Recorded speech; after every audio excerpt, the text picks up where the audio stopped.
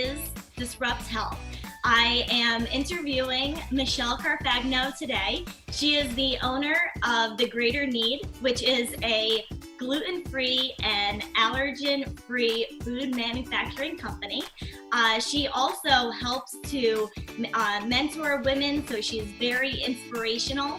And not only are her products, available locally, but they are currently found in Wise Market, ShopRite, Wegmans, everywhere else that you could find. There's about 1,000 different locations where you could find her Greater Knead products.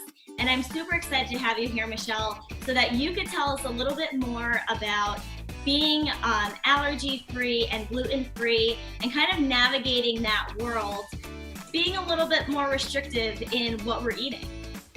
Yeah, thank you so much for having me. I'm excited to talk about it. It's definitely something that I'm really passionate about. I started the company 6 years ago. My sister and grandfather have food allergies, specifically celiac disease. I, in the course of 6 years, have developed some food allergies as well. So now it's really personal for me.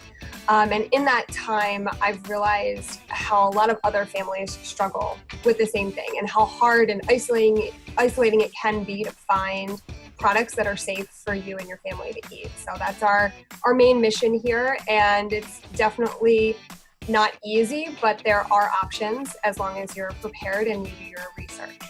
Absolutely. I know myself, being gluten-free, it is so difficult to find not only gluten-free products, but high-quality gluten-free products similar to what you make at the Greater Knead. Why don't you tell us all a little bit about the company itself and its mission?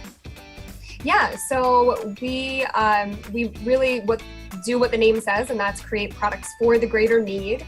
Everything is gluten-free and then free of the top allergens. And those are the top allergens that are identified by the FDA, which is dairy, wheat, eggs, soy, and then peanuts, tree nuts, and fish and shellfish. We're also sesame-free.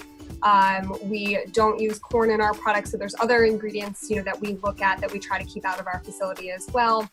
And we do all of our manufacturing right outside of Philadelphia in Bensalem, Pennsylvania. Our mission is really to have an environment where we can create products that are free from all of those allergens, so that if you yourself or you have a child or a loved one that has maybe a gluten intolerance and then also a dairy allergy, or somebody else in the family has a peanut allergy, it's sort of like no matter what the food restriction may be, you can feel safe. I think the biggest reason that we decided to do that versus just being a gluten-free company is that when you go shopping and you look at like the back of the packaging and it can say like may contain dairy or made in a facility with peanuts, it's hard as a consumer to feel that that is a safe option for you. And it's so common that products are made in the same facilities. It's cheaper, it's easier as a manufacturer to just produce it all under one roof. And for us, we've decided that that is what sets us apart. That's what we're all about. And that there are people who have this greater need to find products that are made in a safe facility. And that's really what we're all about. And we also manufacture for some other brands that are doing the same thing as us. So there's a company that's doing allergen-free brownies, and we manufacture for them so that they can also say that it's made in a dedicated facility.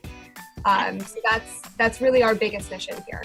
I love that. And honestly, it is so important to make sure that, to your point about things being made in a facility, that you don't have to worry about that cross-contact or cross-contamination is huge for anyone who has a severe allergy, because just because the packaging may say gluten-free or peanut-free, doesn't mean that it may somehow come in contact with those other ingredients in other types of facilities.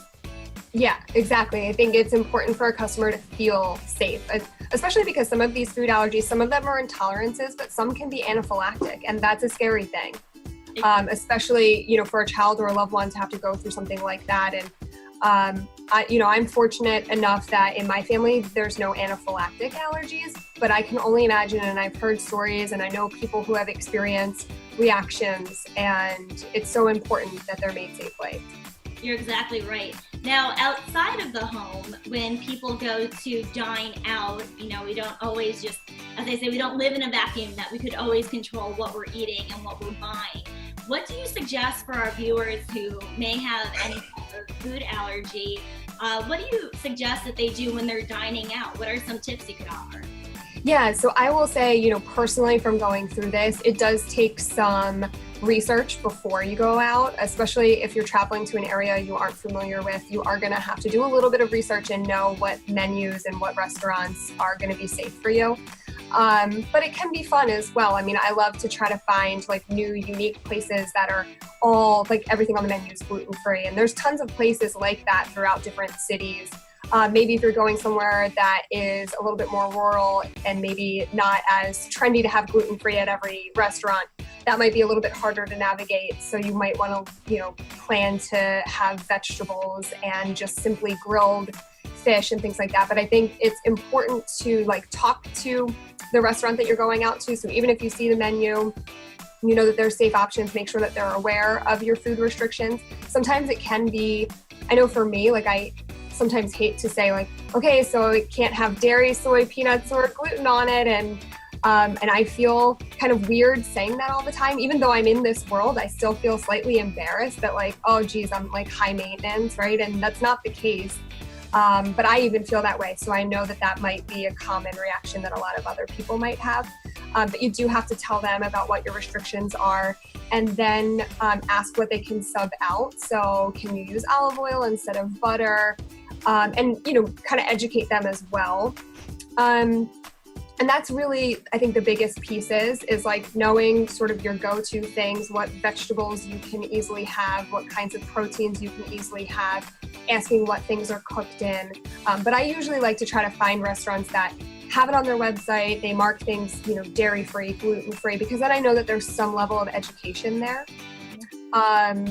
Versus just going somewhere that it doesn't have it at all on its menu. But sometimes you can't avoid that. I also think like packing snacks with you and packing things with you just becomes this norm. So, I will pack, like I can have ghee, is fine for me for being dairy free. So like I'll sometimes pack little packets of ghee or, I am very low sugar on how I eat. So I'll pack, monk fruit sweetener with me and have that for my coffee so that just in case they don't have it available for me, I still feel like I can enjoy it and then just add my own stuff in. That's great. And for our viewers who don't know, can you explain what ghee is? Yeah, so ghee is like clarified butter. It's really big in certain cuisines. I know that they use it a lot in like the Indian cuisine. And because it's clarified, a lot of the lactose is removed. So some people who just have an intolerance to dairy can still tolerate it pretty well. And luckily I'm one of those because it is nice. It tastes very good. It's amazing. I cook my eggs in it and it adds such a robust flavor to it. Yeah. I absolutely love it. Finding ghee was my game changer. Yeah, I agree. Because like olive oil is great, avocado oil is great, but ghee just has so much flavor. It really does, especially for something so simple like eggs that you don't know really how to elevate it. Cooking it in ghee it's a great alternative, especially for those who are, dairy free and maybe can't get the creaminess by adding butter or adding or anything like that, or just to keep it on the lighter side. So that is really great. And I'm glad that you pointed out too about packing your own foods.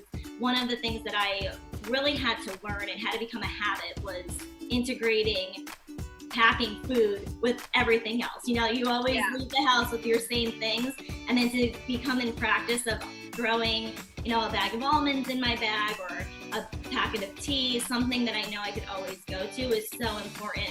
So that you're never stuck and thinking, oh no, there's nothing I could eat, or even worse, you're so hungry you just eat anything there that may be contaminated. Exactly. Yeah, you don't want to get to a point where you're desperate and you end up having to eat something and then, suffer the consequences later. So unfortunately, you no longer, when you have food allergies, have that luxury of just like sort of packing up, your clothing and going. You have to think about food as well. But like I said, I think that it can become fun too. I mean, I really started to enjoy experimenting with different, like, let me make this granola that I can take with me that doesn't have all the things I can eat, or obviously being, making food in an allergen-free facility, I have tons of options here too. So it might be easier for me than the average person, but I still think there's some good prepackaged things that you can find online or in certain gluten-free sections of stores. So it's just making sure you have like your I always pack like probably more snacks than I'll ever go through, but it's just good to make sure that you're not going hungry. You can always bring them home. You could, it's better to overpack than underpack. You also made a good point about, feeling uncomfortable when you're dining out with others, and maybe you don't want to be that person who saying, oh, I can't eat this, I can't eat that. I find too that a helpful thing when I started being gluten-free and really sensitive to what I ate was to actually call ahead or just show up 20 minutes early to talk. That's a good idea. Because then you don't have to go through all of that in front of people. And I know a lot of my clients tend to think, oh, I don't want to be that inconvenience, I'll just go with the flow. And if you have an intolerance or an allergy, you can't just have a little bit of it. You have to completely eliminate it from your diet. So just, planning that extra time, I think with having a food allergy is important, which means extra time to pack food, extra time to show up at the restaurant or call. It just takes a few more minutes to make sure that you're safe for sure. Right. Yeah, I agree. That's a really good idea. So Michelle, tell us, what is next for the Greater Knead? Where would you like to see your company within the next few years?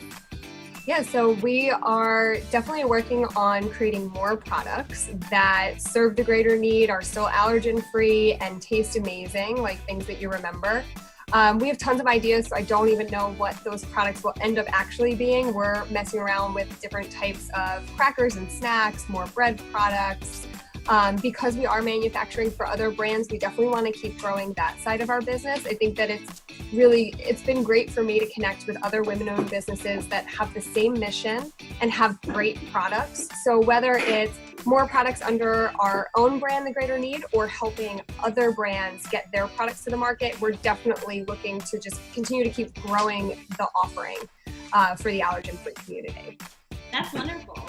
And what is the one thing, I know, we talked about being gluten-free or allergen-free at home and at restaurants, but what is the one thing people could do when they're eating outside the home? Let's say at someone else's house, if they get invited over to dinner, what's the one thing that is really important for people who have food allergies or sensitivities to pay attention to? I mean, I always say, I bring my own food, but not in an inconvenience way. I'll make something that I know tastes great, because look, when you have food allergies, there are really great substitutes. I make this dairy-free pizza dip, and I've been bringing that everywhere that I've gone. I went camping and I knew okay, camping, there's not going to be a whole lot of options. I better be prepared. So I'm oh, I'll make this pizza dip, which sounds, so great and decadent, and it was. That recipe from you, definitely. Yeah, it was so good. And so I brought that. I brought, chips to go with it that I knew that I could have, and I just bring plenty so that other people can enjoy it as well. But I think, and the same thing with dessert. We have a family get together. I'll be the one. Hey, I'm gonna make a dessert for everybody, and so nobody knows. I mean, now because they know me so well, they do know that it's all free of a lot of different allergens, but nobody can tell the difference. And I think that that's been the biggest thing for me. If you don't like to cook, then I would say just buying something that that you can eat. So making sure that you're bringing some food to the table too, because I never expect that where I'm going is going to have an option for me. And it's always great. Sometimes I'm pleasantly surprised when a friend goes out of their way because they know all of my food allergies, but it's not necessarily common sense for everybody to understand, okay, how do I make something soy-free, dairy-free, nut-free, and gluten-free? It's not easy, and I get that. And so I just always make sure that I'm still prepared and bring a dish. Exactly. And also you run the risk of potentially being cross-contaminated through their cooking instruments. Perhaps maybe they use the cutting board that had regular bread on it and you get contamination, or they use the wooden spoon stirring regular pasta water, things like that. So, it's not even just the food, it's the cooking materials itself that you kind of have to be careful. Yeah. You definitely need to be cautious, and I think understanding what level of food allergy you have. If it's an anaphylactic allergy, you're gonna need to take a lot more precaution and probably bring a lot more food for yourself to eat, or really talk to whoever's hosting that gathering ahead of time and make sure that they understand. If you just have an intolerance, you may not have to be as picky. So I think it just sort of depends, and you really need to to just be prepared. Like in all the other situations, I think preparation is the most important.